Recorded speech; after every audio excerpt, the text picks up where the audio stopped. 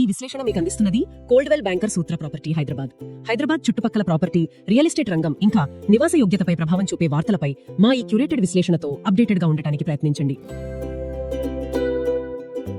HMDA భూముల వేలం మళ్లీ మొదలైంది. కేపీహెచ్బిలో ఒక పెద్ద సేల్ జరిగింది.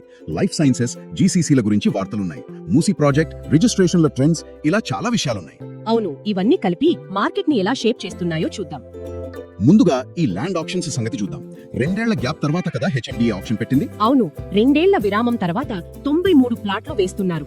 బాచుపల్లి, కోకాపేట లాంటి ప్రైమ్ ఏరియాల్లో. అంతేకాదు, కేపీహెచ్బిలో 7.8 ఎకరాలు ఏకంగా 547 కోట్లకు అమ్మారన్న వార్త. అంటే ఎకరా 70 కోట్లు గోద్రేజ్ కొన్నట్టుంది. అవును, అది పెద్ద డీలు. రెసిడెన్షియల్ ప్లాట్ అది. రాజీ స్వగృహ ద్వారా కూడా ప్రభుత్వానికి 70 కోట్లు వచ్చాయట. మరి ఇదంతా చూస్తుంటే మార్కెట్ ఎలా ఉందంటారు? అంటే డిమాండ్ బలంగా ఉందా? చాలా బలంగా ఉంది. ముఖ్యంగా వెస్ట్ హైదరాబాద్ లాంటి మేజర్ ఏరియాల్లో హెచ్ఎండిఏ పెట్టిన అప్సెట్ ప్రైస్ చూస్తేనే అర్థమవుతుంది. ఎంత పెట్టారు? అంటే కోకాపేటలో గజం 1,75,000, పోపాలగూడలో 1,20,000, చందానగర్లో 1,05,000, బైరాగిగూడలో 75,000, బాచ్పల్లిలో కూడా 70,000 పెట్టారు. తుర్కియంజాల్లో 60,000. అంటే ప్రభుత్వం కూడా హై ఎక్స్పెక్టేషన్స్ తో ఉంది. కేపీహెచ్బిలో ఎకరా 70 కోట్లంటే పోయినసారి కోకాపేట నియోపోలిస్ లో 100 కోట్లు దాటింది కదా. దానితో పోల్చదగిన రేటే ఇది. డిపాజిట్ అమౌంట్ బాగా పెంచారు. ఉదాహరణకి కోకాపేట ప్లాట్ కి 5 కోట్ల డిపాజిట్ కట్టాలి. ఇది స్పెక్యులేటివ్ బిడ్డింగ్ ను కొంచెం తగ్గిస్తుంది. ఓకే, అయితే ప్రభుత్వ భూముల్ని ఇలా అమ్మటం మీద మీ అభిప్రాయం ఏంటి? ఇక్కడ ఒక ముఖ్య విషయం చెప్పాలి. మా స్టాండ్ ఏంటంటే అర్బన్ ఏరియాల్లో, ముఖ్యంగా నగరాల్లో ప్రభుత్వ భూములను అమ్మకూడదు అనేది. దానికి బదులుగా ప్రత్యామ్నాయ మోడల్స్ ను మేము ప్రపోజ్ చేస్తాం. అంటే లీజ్ కు ఇవ్వడం గానీ, జాయింట్ డెవలప్మెంట్ కానీ. అయితే ప్రస్తుతానికి గవర్నమెంట్ ఈ డబ్బులతో ఇన్ఫ్రాస్ట్రక్చర్ ప్రాజెక్టులు చేద్దామని అనుకుంటోంది. ఏ project? Paradise, Shamirpet elevated corridor, future city అని ఒకటి ప్లాన్ చేస్తున్నారు కదా. అక్కడ రేడియల్ రోడ్స్ ఇలాంటి వాటికి వాడతారని సమాచారం. సరే, మరి ఈ డిమాండ్ కి కారణాలేంటి? ఎకనామిక్ డ్రైవర్స్ ఏమున్నాయి? హైదరాబాద్ కి గ్లోబల్ గుర్తింపు వస్తుంది కదా లైఫ్ సైన్సెస్ లో. అవును, అది చాలా ముఖ్యం. హైదరాబాద్ ఇప్పుడు top 7 global life sciences clusters లో ఒకటి. అలాగే గ్లోబల్ కేపబిలిటీ సెంటర్స్ జీసీసీస్ కూడా బాగా వస్తున్నాయి. అంటే ఏ కంపెనీ?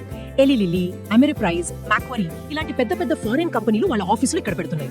ఎందుకని హైదరాబాద్ ఎంచుకుంటున్నారు? ఇక్కడ చాలా ఫ్యాక్టర్స్ ఉన్నాయి. ఒకటి, లైఫ్ సైన్సెస్ లో భారీ పెట్టుబడులు. డిసెంబర్ 2023 నుంచి చూస్తే దాదాపు 54,000 కోట్లు వచ్చాయి. 2 లక్షల ఉద్యోగాలు క్రియేట్ అయ్యాయి. 2 లక్షల? అవును, దీనికి కారణం ఇక్కడున్న strong pharma, Biotech base, skilled work force అంటే ఐటీ నైపుణ్యంతో పాటు సైన్స్ నాలెడ్జ్ ఉన్న వాళ్ళు దొరకడం, ప్రభుత్వ పాలసీలు, ఇంప్రూవ్డ్ ఇన్ఫ్రాస్ట్రక్చర్, ఇవన్నీ ప్లస్ పాయింట్స్. ఇక జీసీసీల విషయానికి వస్తే బెంగళూరు తర్వాత మనమే. వాళ్ళకి 487 సెంటర్లుంటే మనకి 273 ఉన్నాయి. గట్టి పోటీ ఇస్తున్నాం. అంటే జాబ్స్ పెరుగుతాయి, దానివల్ల రియల్ ఎస్టేట్ కి కూడా డిమాండ్ వస్తుంది. కరెక్టే. ఇక అర్బన్ డెవలప్మెంట్ గురించి మాట్లాడుకుందాం. సీఎం గారు మూసీ రివర్ డెవలప్మెంట్ మీద, తెలంగాణ రైజింగ్ 2047 విజన్ మీద ఫోకస్ చేస్తున్నారు. అవును, మూసీ ప్రాజెక్ట్ చాలా కీలకమైనది. దానివల్ల ఓల్డ్ సిటీకి బాగా మేలు జరుగుతుందని ఆశిస్తున్నారు.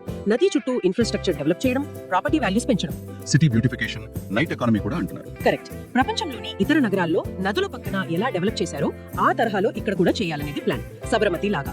ఇది పాత బస్తీ రూపురేఖలు మార్చే అవకాశం ఉంది. మరి భూముల రెగ్యులరైజేషన్ పిటిషన్ సంగతి ఏంటి?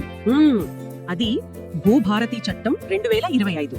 అంటే జూన్ 2, 2014 కన్నా ముందు రిజిస్టర్ కాని అగ్రిమెంట్లతో వ్యవసాయ భూమి కొని 12 ఏళ్లకు పైగా పొజిషన్ లో ఉన్న చిన్న రైతులకు ఓనర్షిప్ ఇవ్వాలనే ప్రయత్నం. దాని మీద హైకోర్టు స్టే ఉంది. ఇప్పుడు ఫైనల్ జడ్జిమెంట్ రావాలి. ఇంత పాజిటివ్ గా ఉన్నా జూలైలో ఇళ్ల రిజిస్ట్రేషన్లు తగ్గాయని ఒక వార్త. జూన్ తో పోలిస్తే 4% తగ్గింది. పోయినేడాదితో పోలిస్తే ఏకంగా 30% తగ్గిందట. ఇది కొంచెం కన్ఫ్యూజింగ్ గా ఉంది. నిజమే, నంబర్ ఆఫ్ రిజిస్ట్రేషన్స్ తగ్గాయి, కానీ టోటల్ వాల్యూ చూస్తే మాత్రం బాగానే ఉంది. 4,175 కోట్లు. అంటే తక్కువ మీడియం బడ్జెట్ ఇళ్ల సేల్స్ కొంచెం తగ్గి ఉండొచ్చు, కానీ హై ఎండ్ ప్రాపర్టీస్ అంటే ₹1,00,00,000 పైబడిన ఇళ్ల సేల్స్ వాటా పెరిగింది. అలాగా? అవును. ఉదాహరణకు రాయదుర్గంలో 11 కోట్ల డీల్ ఒకటి రిపోర్ట్ అయింది. దీన్ని బట్టి చూస్తే మార్కెట్ సెగ్మెంటేషన్ జరుగుతుందని చెప్పొచ్చు. హై ఎండ్ సెగ్మెంట్ స్ట్రాంగ్ గా ఉంది, కానీ అఫోర్డబుల్ మిడ్ సెగ్మెంట్లలో కొంచెం స్లో డౌన్ ఉందేమో అనిపిస్తుంది. సో మొత్తంగా చూస్తే ఒకవైపు high end market, life sciences, జీసీసీల వంటి స్ట్రాంగ్ ఎకనామిక్ డ్రైవర్స్, మూసీ లాంటి పెద్ద ప్రాజెక్టులు, ఇవన్నీ ఆశాజనకంగా ఉన్నాయి. అవును. మరోవైపు ఓవరాల్ రిజిస్ట్రేషన్ నంబర్స్ తగ్గడం అనేది కొంచెం గమనించాల్సిన విషయం. ఖచ్చితంగా. ఇక్కడ మనం ఆలోచించాల్సిన విషయం ఒకటి ఉంది. అదేంటంటే, ఒకవైపు ఇలా high value land deals, global కంపెనీల ఎంట్రీ కనిపిస్తుంటే, మరోవైపు సాధారణ ఇళ్ల రిజిస్ట్రేషన్లు తగ్గుతున్నాయి. ఈ రెండు భిన్నమైన trends Hyderabad real estate market long term స్టెబిలిటీని, సామాన్య ప్రజల మీద దీని ప్రభావాన్ని ఎలా మార్చబోతున్నాయి? అది నిజంగా ఆలోచించాల్సిన విషయమే. దీనిపై రాబోయే రోజుల్లో మరిన్ని వివరాలు తెలుస్తాయి.